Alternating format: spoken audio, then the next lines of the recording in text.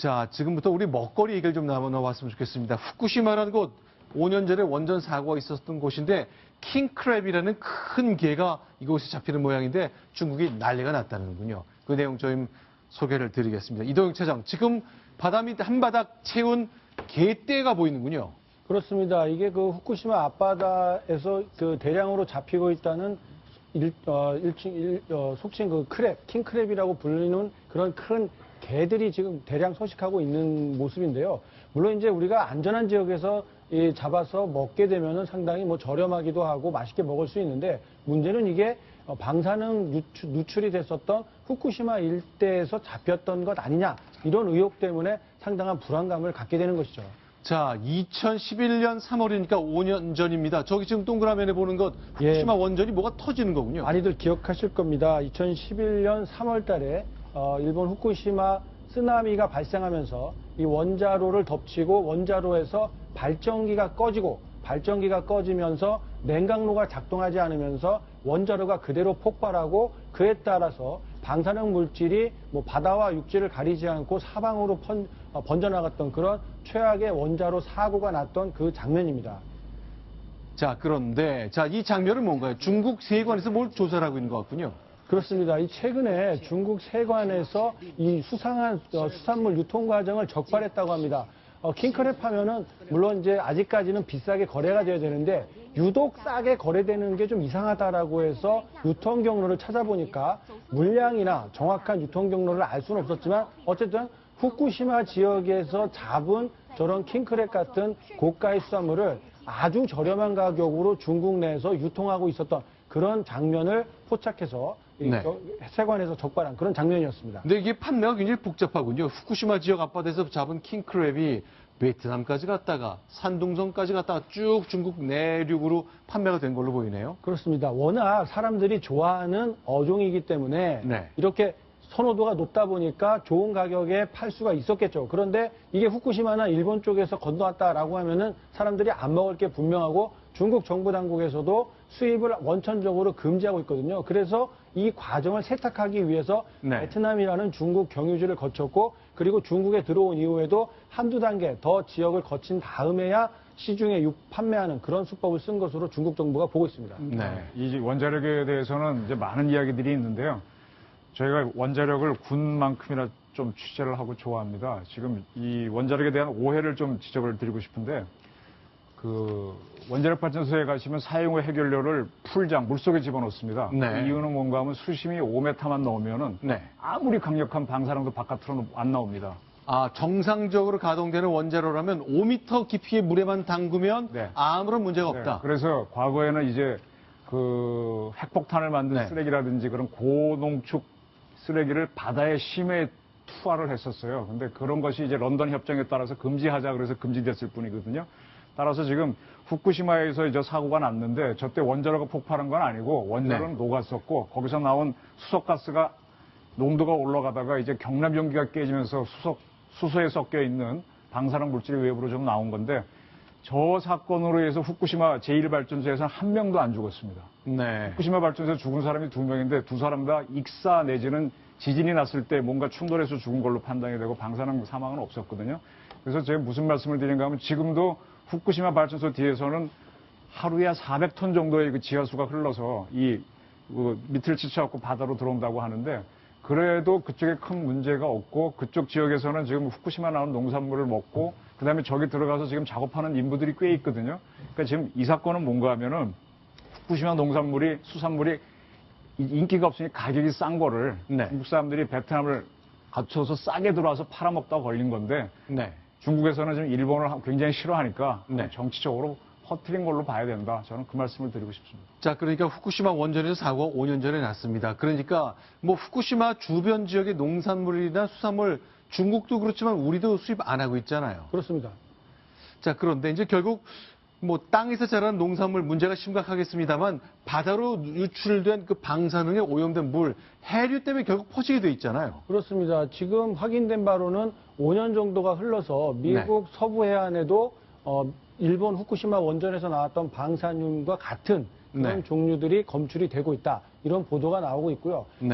다행이라고 뭐 말하기는 좀 그렇습니다만 한국 쪽으로는 해류 방향이 잘 돌아오지 않기 때문에 네. 돌고 돌아서 한국 쪽으로 오려면은 약 11년 정도가 걸릴 것이다. 이런 예측들이 나오고 있습니다. 자, 그러니까 지도상으로 설명을 드리자면 2011년 3월이니까 벌써 5년 5개월 전인데 그 방사능 오염수가 뭐 희석화되고 있겠습니다만 흘러서 캘리포니아 앞바다까지 가는데 5년.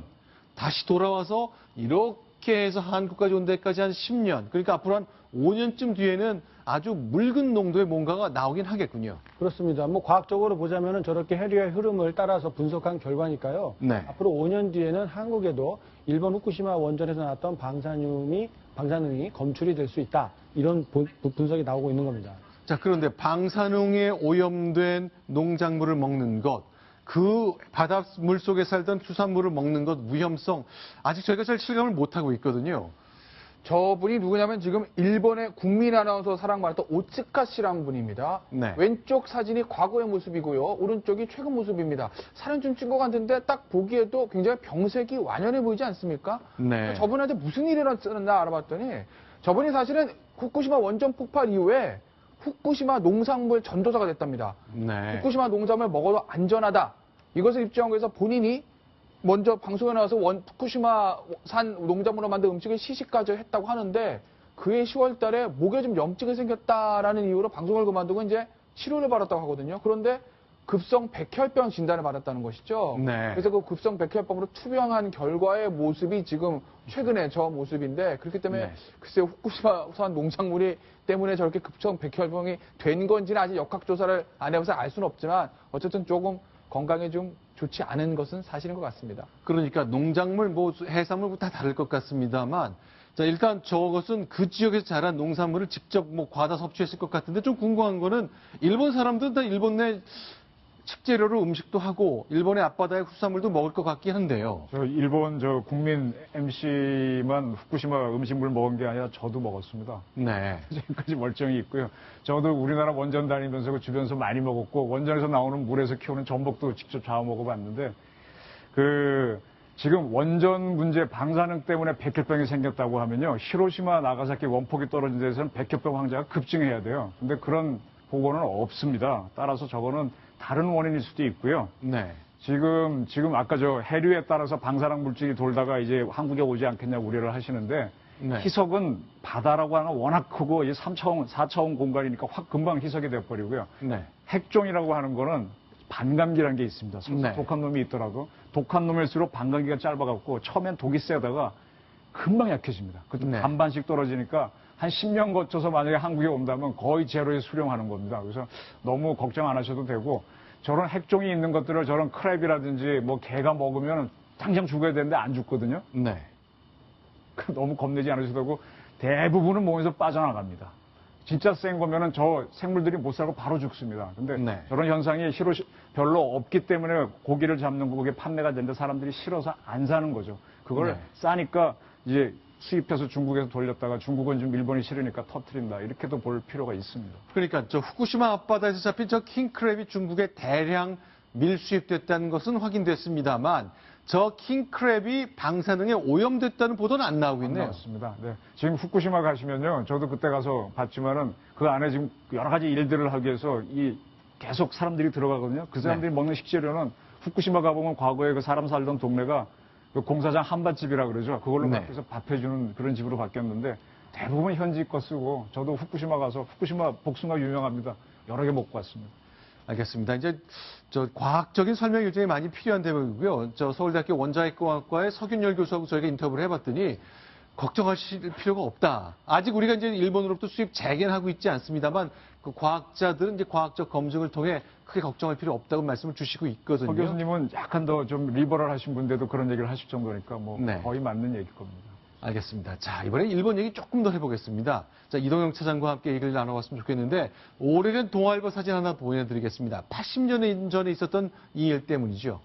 그렇습니다. 뭐 많이들 알고 계실 텐데요. 그 1936년 베를린 올림픽 당시에 송기정 선수가 금메달 딴 이후에 이 소식을 알리는 동아일보 보도에서 일장기가 가슴에서 지워진 채 보도가 됐던 당시 동아일보 사진입니다.